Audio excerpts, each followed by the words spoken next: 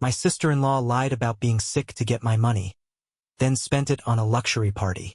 So I made sure she faced the consequences. You never think the people closest to you are capable of such blatant betrayal until it happens. When it does, the blow isn't just emotional, it's financial. I'm sitting here at my computer, still trying to wrap my head around the whole mess. Anna is one of those people who always seems to live in a constant state of crisis. Since I met her nearly a decade ago, she's been a magnet for emergencies, each requiring the immediate attention, and often the money, of everyone around her. At first, I chalked it up to her personality. She's just dramatic, I told myself. But over time, I saw the pattern. She's my husband's younger sister, and they've always been close. As her big brother, he feels a strong sense of responsibility toward her. No matter what trouble she gets into, Anna somehow twists the narrative to make herself the victim. And for the longest time, I didn't let it bother me, her problems stayed hers. Until recently, when her chaos bulldozed its way into my life. A few months ago, Anna showed up at our house, red-eyed and clutching a folder of medical documents. She claimed she needed to talk to us urgently.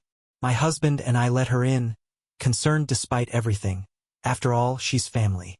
Through trembling words and what I can only describe as an Oscar-worthy performance, Anna revealed she had been diagnosed with a rare and severe medical condition. She needed immediate, expensive treatment to survive. As proof, she pulled out a stack of medical papers that, looking back, I should have examined more carefully. She explained she'd already pawned jewelry, sold personal belongings, and emptied her savings, but it wasn't enough. Then came her final, heart-wrenching plea. "You're my last hope." That night, my husband and I debated the situation. I wasn't convinced. Something about the story felt off. But my husband couldn't bear the thought of abandoning his little sister in what seemed like a time of need. "If something happens to her and we didn't help, I'll never forgive myself," he said. So, despite my reservations, I relented. After all, she was family, and maybe she really was just having an awful run of luck. We wired her a significant amount of money, enough, she claimed, to cover the initial treatment. My husband even offered to help her find additional funding options if necessary. But she assured us this would take care of everything.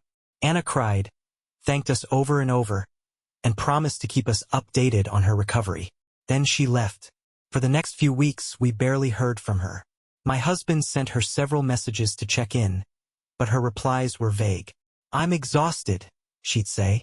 "I'd rather not talk about it." 2 weeks had passed since we gave Anna the money. Everything had been suspiciously quiet. My husband, ever the concerned older brother, had been messaging her every few days to check on her treatment. But her responses were all over the place. One day, she'd claim she had specialist appointments, and the next, she'd say she was waiting on test results. There were no photos, no receipts, no real evidence that she was undergoing any kind of treatment. It was starting to get under my skin, but I held my tongue. My husband trusted her, and the last thing I wanted was to start a fight over something I couldn't yet prove. Then came the night. It was a Saturday evening, and after a long, exhausting week at work, I was relaxing at home. My husband was watching a movie in the living room, while I scrolled aimlessly through Instagram. That's when I saw it. A story that felt like a slap across my face. The first clip showed a lavishly decorated table, complete with candles, fresh flowers, and a tablecloth that practically screamed expensive. The tag on the post confirmed it was Anna's account. I frowned, trying to make sense of it. Maybe she was just a guest at someone's event, I thought, attempting to brush it off. But as I swiped to the next story, my confusion turned to disbelief. The next clip revealed a professional DJ in a sleek booth, spinning tracks under strobe lights for a packed dance floor. Guests in formal wear swirled around, laughing and dancing. Another swipe revealed a banquet. Plates arranged so artistically they could have come straight from a Michelin-starred kitchen. And then there she was. Anna stood in the middle of it all, draped in a stunning, shimmering red dress that probably cost more than my entire year's clothing budget. She was laughing, dancing, and posing for photos like she was the star of the night. Each video, each photo made my stomach twist tighter. This wasn't some casual gathering. This was a luxury event that didn't fit at all with the story of someone supposedly drowning in medical debt and begging for help. I stood up abruptly, my phone clutched in my hand, and marched straight to the living room where my husband was glued to his movie. I held up my phone without saying a word. My husband's expression shifted as he watched the videos, moving from confusion to disbelief. This is from tonight?" he asked, his voice unsteady. I nodded silently. I could see the battle in his mind, the shift from denial to frustration happening in real time. "There has to be some kind of explanation," he muttered, though even he didn't seem convinced by his own words. But I was done giving Anna the benefit of the doubt. A wave of anger washed over me as I realized just how thoroughly we'd been manipulated. While my husband struggled to process what he was seeing, I grabbed my phone and fired off a message to Anna. My hands shook with anger as I typed, Anna, can you explain what's going on? I just saw your Instagram stories." I hit send and waited. Each passing minute felt like an eternity. My husband urged me not to jump to conclusions, but the anger simmering beneath his calm facade was unmistakable. Finally, Anna replied. Her message was short, dismissive, and almost mocking in its indifference. "Oh, it was just a small gathering with friends. I needed something to distract me after these tough weeks." My eyes widened in disbelief. A small gathering? DJs? Luxury catering? And professional decor do not scream, small gathering. Taking a deep breath, I typed another message, this time letting my frustration show. "With what money, Anna? The last time we spoke, you said you were broke and needed help for your treatment." Her response came almost instantly, as if she had rehearsed it. "It wasn't as expensive as it looked, and some friends covered parts of it. You don't need to worry about it." At that moment, my patience ran out. Her casual tone, her complete lack of remorse. It all confirmed what I had feared. She had lied to us. She took the money we gave her, money meant to save her life, and used it to throw herself a lavish party. My husband suggested we confront her in person. "Maybe there's more to the story," he said, though he looked as unsure as I felt. But I knew better. This wasn't just a misunderstanding or a bad decision. Anna had lied, manipulated us, and used our kindness for her own indulgence. Worse, she didn't seem to feel even a shred of guilt about it. That night I barely slept. My mind raced with questions. Was there ever any illness at all? How much of her story was fabricated? What else had she lied about? One thing was crystal clear. Anna wasn't going to get away with this. If she thought she could exploit us without consequences, she was about to find out just how wrong she was. After what Anna did, I decided to find the truth myself. Starting with her Instagram, I noticed several photos and videos from the party tagged by other attendees. Curious, I opened every tag. To my surprise, many had public profiles, and their posts were revealing. There were pictures of extravagant decorations, videos of the DJ, and comments praising Anna for hosting the event of the year. One even said, "This outdid your party from last year. How do you always pull it off?" That comment stopped me cold. She's done this before? Determined, I dug deeper and found the venue tagged in several posts. A high-end downtown event hall. A quick search confirmed it wasn't cheap. Renting it alone cost more than many people's monthly income. I decided to call the venue, posing as someone interested in booking a similar event. Casually, I asked about the recent party Anna hosted. The receptionist happily confirmed it was a private, high-end event with a hefty bill that had been paid in full. How could she afford this? Armed with screenshots and notes, I confronted my husband. At first, he resisted, suggesting someone else might have paid. But when I showed him comments praising Anna for her effort and the proof from the venue, his disbelief turned into shock. "We need to confront her," he said, clearly shaken. Though I doubted it would help, I agreed. The next day, we showed up unannounced at her apartment. Anna greeted us with a smile far too bright for someone in a supposed crisis. The first thing I noticed in Anna's apartment was the mountain of shopping bags stacked in the corner. Luxury brands, all glaringly out of place for someone who'd claimed to be destitute just weeks earlier. We sat down, and my husband wasted no time. "Anna, we need to talk about the money we lent you and the party you threw. None of this adds up." Anna's face flickered with surprise, but she quickly recovered. "I told you it was a small thing. I didn't spend much. My friends pitched in. Couldn't hold back anymore." "Small?" "Anna, I spoke to the venue. I know exactly how much it cost, and I know you paid the bill. I've seen the photos and the comments. Stop lying. For the first time, her composure cracked. Okay, yes, I spent some of the money, but only part of it. I needed it, and I don't understand why you're making such a big deal out of this. A big deal? I shot back, my voice rising. You lied about being sick to get money from us, then used it for a luxury party. This isn't a misunderstanding, Anna. It's a scam. My husband, who had been quiet until now, finally spoke. Are you saying there was never an illness? That it was all a lie? Anna stumbled over her excuses, mentioning depression and needing something to cheer herself up. But it was clear. She had no real remorse. The confrontation ended with Anna in tears, not of guilt, but of knowing she'd been caught. As we left, my husband was devastated, while I was fueled by determination. This wasn't over. A week later, the mood at home was still heavy. My husband wrestled with the betrayal, but I couldn't shake my anger.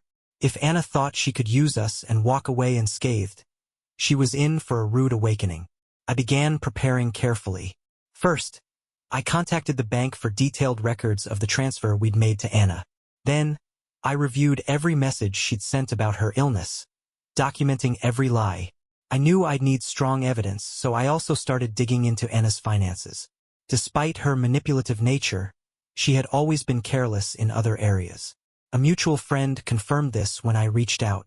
A mutual friend who worked with Anna revealed that she quit her job months ago, claiming she needed to focus on her health. But instead of saving money, she talked about parties, dinners, and shopping sprees. Digging deeper on social media, I found another friend's post thanking Anna for hosting yet another extravagant event weeks earlier. It wasn't as large as the party we discovered, but it confirmed a pattern. Anna had been funding this lifestyle for months, and it likely wasn't just with the money we lent her.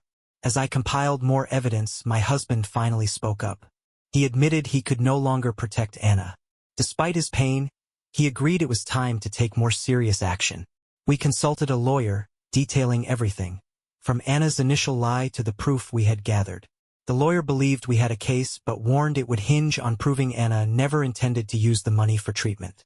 Then he suggested we investigate further, particularly if Anna had misused our information elsewhere. That's when I discovered something chilling. Reviewing my financial records, I found an attempted application for a line of credit in my name.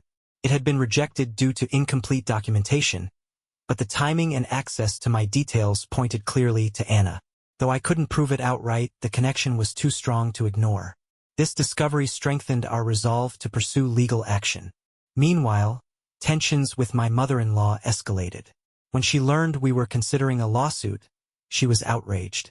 "How can you do this to your own family?" she cried, refusing to acknowledge the deliberate harm Anna had caused.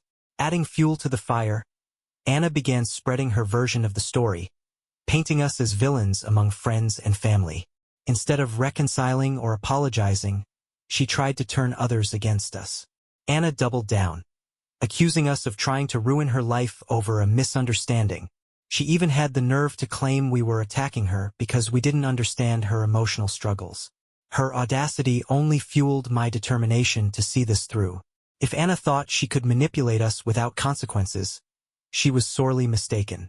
With our lawyer's help, we drafted a formal letter demanding repayment of the loan, warning her that legal action would follow if she didn't comply.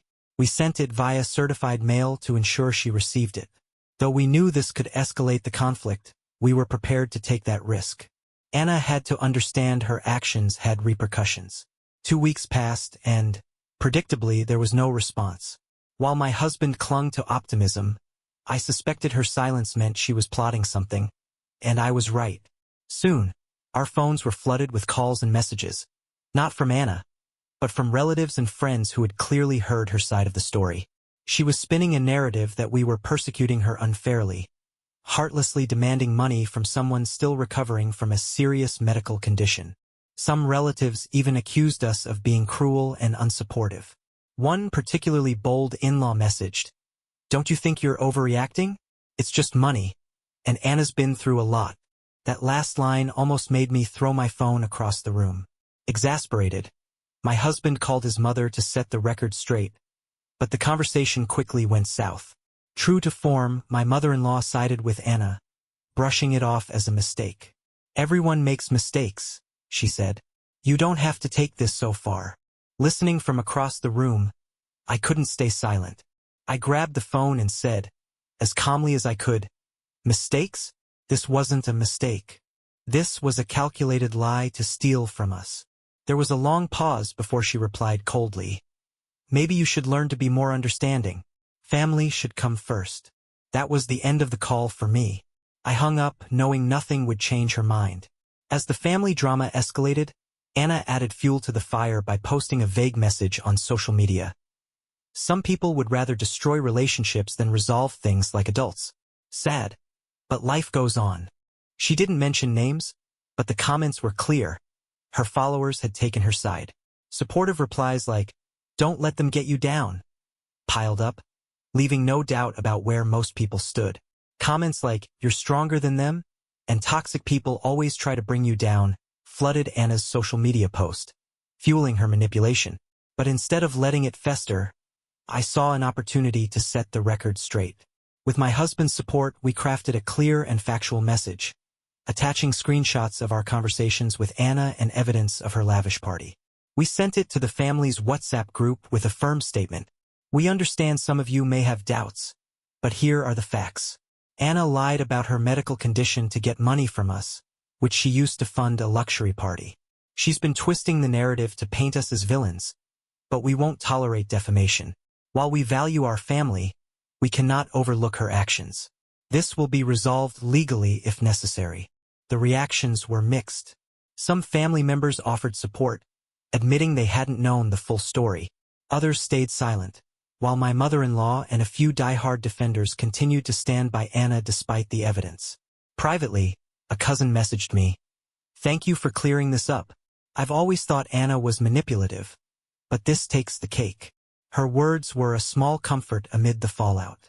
Our lawyer informed us that Anna's lack of response to the formal letter gave us grounds to proceed with a lawsuit. My husband, hesitant at first, finally agreed. This wasn't just about the money anymore, it was about standing up for what was right. Once the legal process began, Anna broke her silence. She sent a message dripping with sarcasm and blame. "You really had to take it this far? We could have handled this privately, but you're choosing to destroy the family. Don't expect me to pay you back now." Her response only confirmed our decision to let the lawyers handle everything. Anna had no intention of owning up to her actions. As we focused on building a strong case, her lies began catching up with her. A mutual acquaintance revealed that Anna was struggling to maintain her lifestyle. Friends who once flocked to her extravagant parties were distancing themselves, likely because she could no longer keep up appearances. Even some family members who initially supported her began to doubt her after seeing our message. It felt satisfying, in a small way, to see her web of deception start to unravel. After we formally filed the lawsuit, everything changed. Anna, who once seemed arrogant and untouchable, began to crack under the pressure. Her attempts to manipulate the family and spread her skewed version of events were no longer working. The evidence we shared had left a mark on her reputation. While she still had staunch supporters like my mother-in-law, most of the family had started pulling away from her. Ironically, in trying to save her image, Anna only dug herself a deeper hole. A few days ago, we received a call from one of her close friends. Frustrated with Anna's lies, she confessed that Anna had been asking for money from several people, claiming it was for an urgent legal issue caused by us. The friend initially believed her but grew suspicious when Anna couldn't provide clear answers about where the money was going or why she couldn't turn to her family.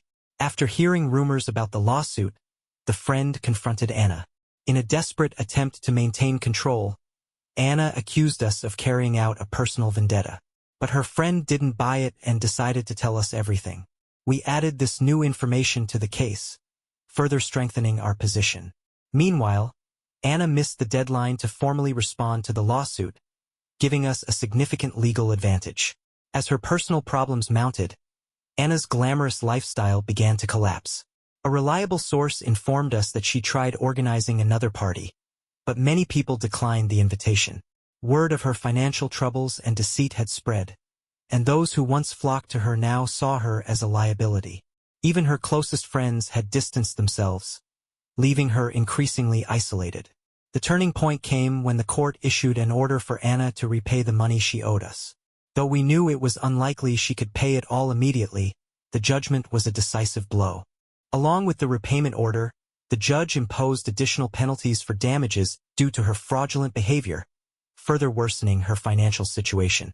Then, one afternoon, as I was reviewing documents at home, I received an unexpected message from an unknown number. It was Anna. The tone of Anna's message was unlike anything I'd seen from her before. Gone was the arrogance and disdain. Instead, it read, "I need to talk to you. Please give me a chance to make things right. I can't handle this anymore." My first reaction was disbelief. After all the damage she'd done, she thought she could fix everything with a simple conversation? My husband and I debated whether to respond. He, still hurt but holding on to some shred of hope, thought we should at least hear her out. I was less convinced, suspecting this was yet another manipulative ploy.